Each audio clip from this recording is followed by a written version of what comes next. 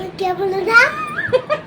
Video like share करिएगा, subscribe कीजिएगा, video को लाइक शेयर करिएगा, को सब्सक्राइब करिएगा। Hi friends, Radhe Radhe. कैसे हैं आप सभी? उम्मीद करती हूँ सभी बहुत अच्छे होंगे, कुशल मंगल होंगे हमेशा की तरह। मैं भी बहुत अच्छी हूँ और आप सभी के स्वस्थ और खुश रहने की कामना करती हूँ। तो अब गर्मी की छुट्टियाँ स्टार्ट हो गई हैं, यहाँ पे हो गई हैं, कई जगह पे अभी स्कूल चालू हैं।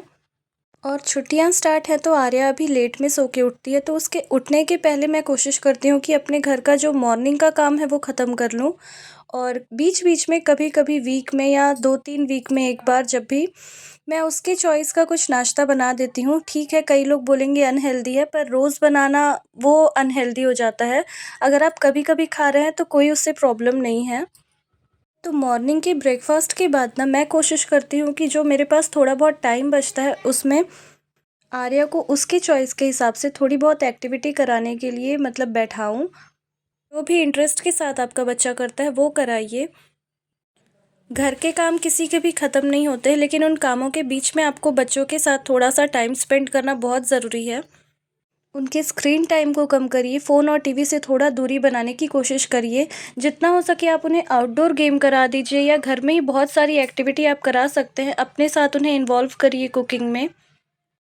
तो जब तक यहाँ पे आर्या अपना ड्राइंग करेगी और थोड़ा बहुत वो क्ले के साथ भी खेल रही है, तो जब तक वो क्ले और ड्राइंग के बीच में है तब तक मैं इधर अपना लंच भी रेडी करते जाऊँगी साथ साथ में। तो जब बच्चे घर पे होते हैं ना तो थोड़ा सा आपको टाइम मैनेज करना ज़रूरी हो जाता है, क्योंकि उनके स्कूल डेज़ में आप अपना काम थोड़ा बहुत डिले कर सकते हैं, लेकिन जब वो घर पे है ना तो आपको बहुत ही टाइमली हर चीज़ कर लेना होता है, ताकि आप उनके साथ टाइम ज़रूर स्पेंड कर सकें। जिससे उनके जो माइंड में एक चिड़चिड़ापन हो जाता है ना कई बार एक ही चीज़ करते हुए, तो वो चिड़चिड़ापन से वो दूर हो सके और साथ में उन्हें थोड़ा बहुत कुछ सीखने को भी मिले। अगर पॉसिबल है तो आप कहीं वेकेशन पे जा सकते हैं, कहीं भी आप घूमने जा सकते हैं, चाहे फिर वो दादी नानी का घर ही क्यों ना हो, जहाँ हम अक्सर अपने बचपन में जाया करते थे छुट्टियों में। पर अगर आप कहीं नहीं भी जा रहे हैं ना तो भी आप फैमिली के साथ टाइम स्पेंड करिए। तो मैं मील की प्रिपरेशन और प्लानिंग पहले से ही करके रखती हूँ। तो जैसे ये मैंने सब्जियाँ कट करके रखी थी, पहले ही आपके साथ शेयर किया था मैंने। तो ऐसे ट्रिक्स अपनाने से ना आपके काम बहुत ज़्यादा जल्दी हो जाते हैं, बहुत टाइमली मैनेज हो जाते हैं। इसके बाद आप चाहें तो अपनी फैमिली को टाइम अच्छे से दे सकते हैं। तो वैसे तो देखने में ये छोटे से टिप्स लगते हैं, मगर ये बहुत ही ज़्यादा यूज़फुल होते हैं, बहुत काम आते हैं। तो किचन और घर के काम जल्दी निपटाने के बाद मैं कोशिश करती हूँ कि थोड़ा देर मतलब मैं भी अपने काम से और अपने फ़ोन वगैरह से दूर रहूँ और साथ में बैठ के कुछ गेम खेल लूँ आर्या के साथ, या फिर कुछ एक्टिविटी ही कर लूँ, या कुछ नहीं होता, कुछ भी नहीं समझ आता तो हम लोग दोनों मिलके थोड़ी बहुत डांस कर लेते हैं।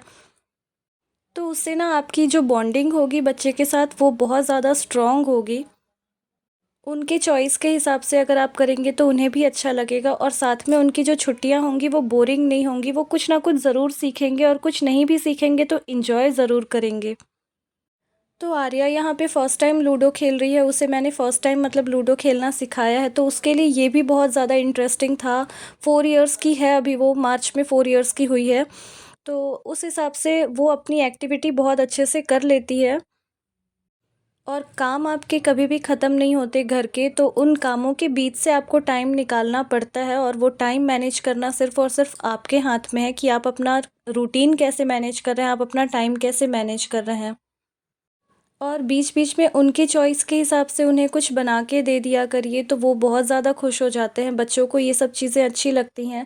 जैसे आर्या बिल्कुल भी ड्राई फ्रूट नहीं खाना चाहती है, तो मैं कुछ भी शेक वग़ैरह बनाती हूँ या फिर आइसक्रीम वग़ैरह बनाऊँ या कुछ भी मीठा बनाती हूँ ना, तो उसमें थोड़ा ज़्यादा डाल देती हूँ, आर्या वाले में स्पेशली, ताकि वो ऐसे कंज़्यूम कर सके, अगर वो डायरेक्ट नहीं खाना चाहती है तो।